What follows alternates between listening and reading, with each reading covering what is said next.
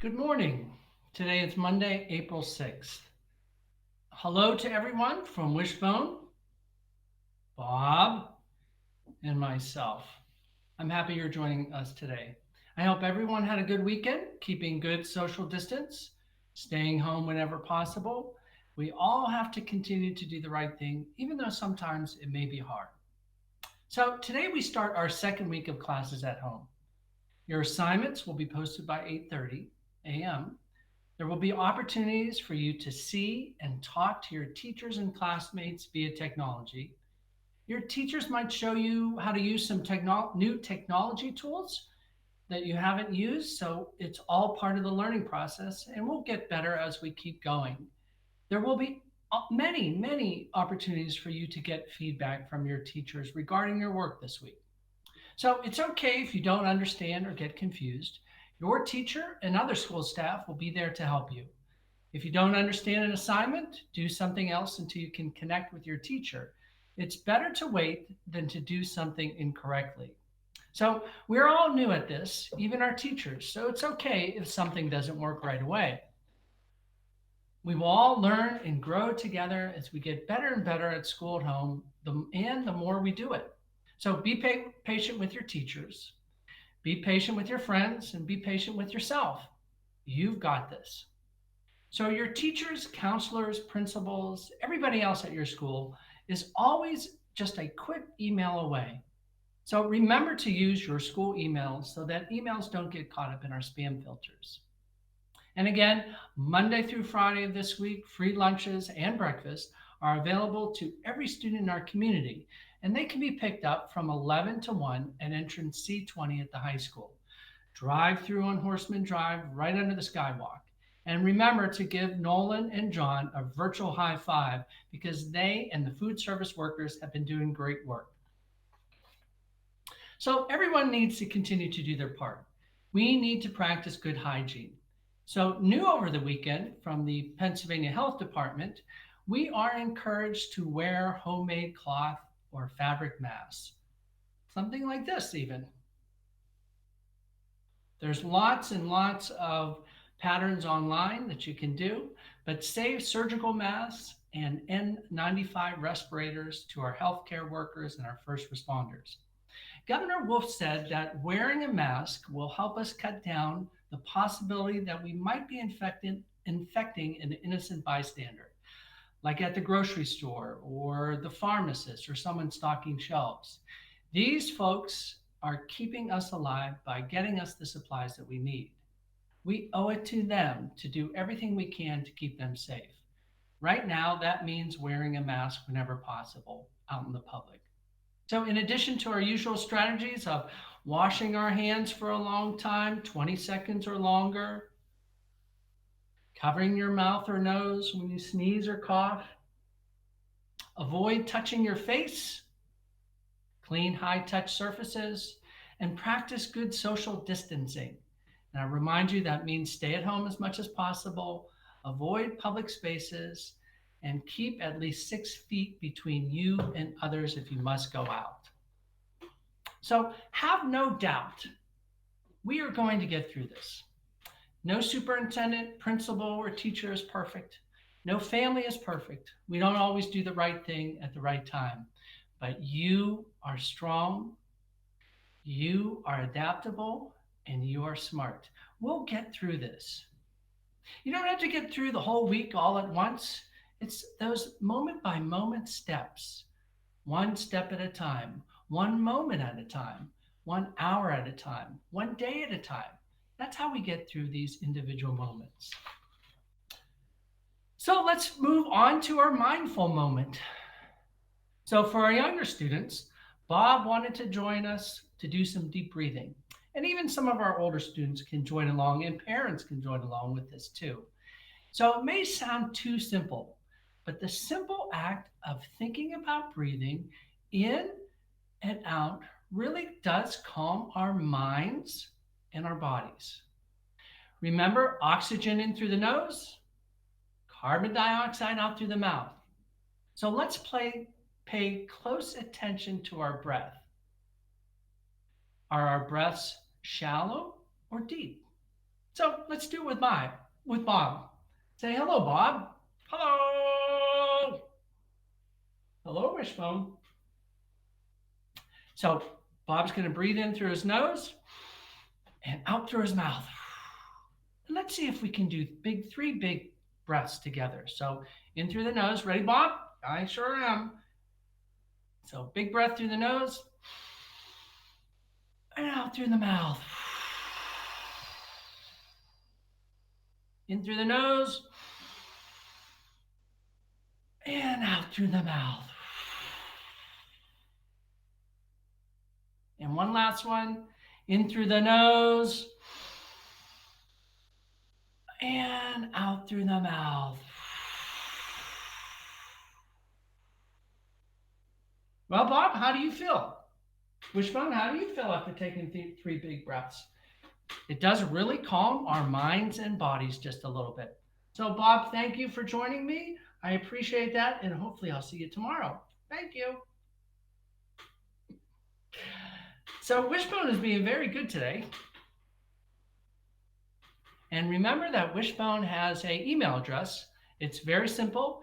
It's wishbone@mtlsd.net. And Wishbone likes getting your emails and hearing about the things that you're doing at home. And whenever possible, he's going to write back to you. Wait, Wish. So for our middle and high school students, and even our elementary school students, let's revisit journaling a little bit. So journaling is a great way to get to know yourself a little bit better. It's a great opportunity to uncover what you really may be thinking. This writing is just for you, it's for no one else. A couple weeks ago, I gave you a few prompts, so let me give you a few more prompts this week. Figure out which one kind of resonates with you. So here's the first one. Make a list of 20 things that make you smile. Oh, that would be great. So make a list of 20 things that make you smile when it happens. Could be ice cream, could be Wishbone, could be going out for a walk. Make a list of 20 things that make you smile. You can write about the perfect day from the moment you wake up in the morning to the time that you go to sleep at the end of the day. Write down everything that would make that day perfect. And the third prompt, list 20 things you like about yourself. So don't just stop after a couple. Keep writing and writing and writing. And so just spending 5 minutes doing this can have an impact on your mind and body. So I started my list here too. So that was 20 things that make me smile. So the first 6 are Wishbone, of course, peanut butter cookies. I love peanut butter cookies, especially ones at Uptown Coffee.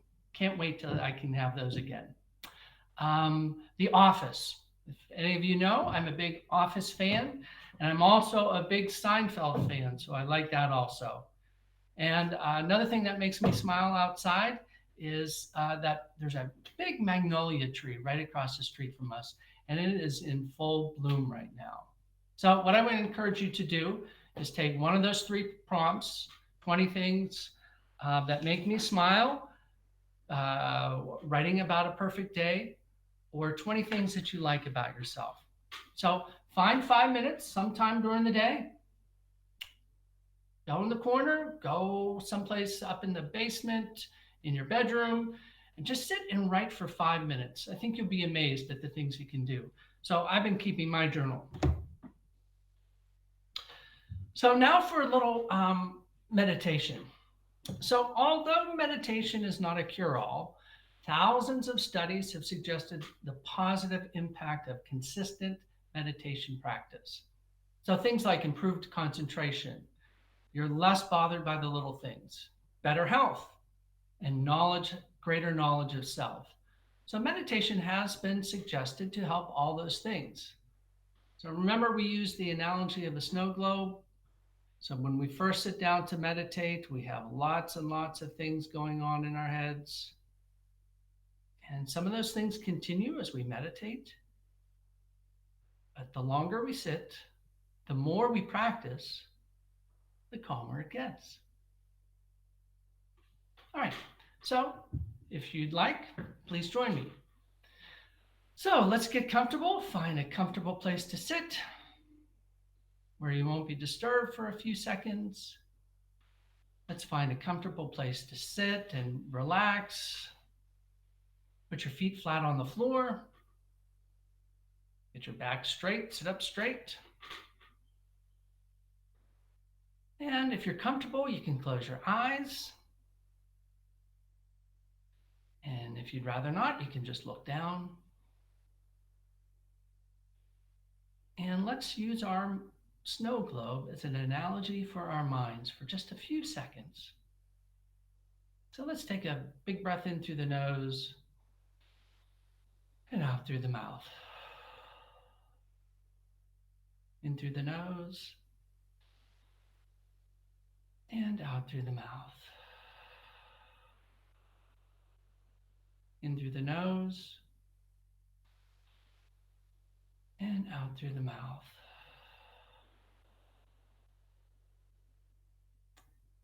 And let's just let our breath settle back into the normal pattern.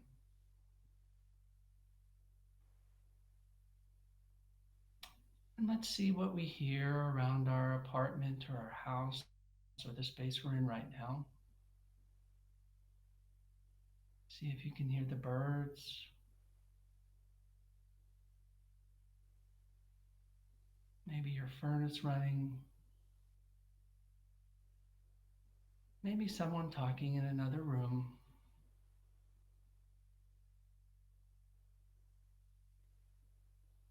And even let's see if we can smell anything. Can we smell the flowers from outside? Can we smell the coffee? And as we settle into this space, let's see if we can relax our shoulders and neck for just a few seconds. And let's go from the top of our head, scan down, just noting and keep going. If you feel tension or something that doesn't feel right or something that feels good, just go from the top of your head all the way down through your body, slowly, steadily.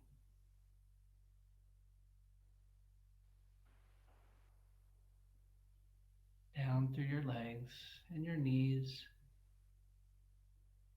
your shins, your ankles, and finally fully grounded in the floor.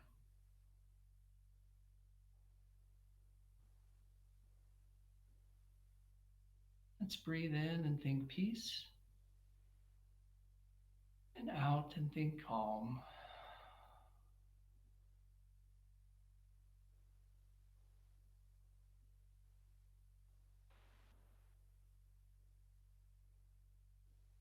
Peace,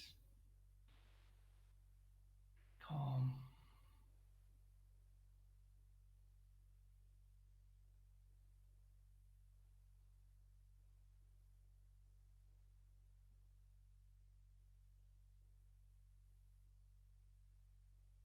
And let's return into this space that we're in, the sounds that we heard, the birds, the water running, people talking, and any smells. And when you're ready, you can just open your eyes.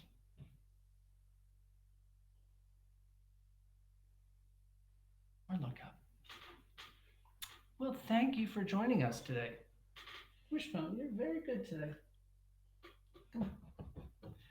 Um, so we always end with a moment of mindful self-compassion. And that's to try to take care of ourselves as we deal with everything that's going on around us. So you can put your hand over your heart. See if you can feel the warmth of your hand against your heart area. Or if you want, you can give yourself a big hug. And you can repeat quietly to yourself, may I be happy. May I be healthy. And may I be peaceful. Thanks, everybody. See you tomorrow.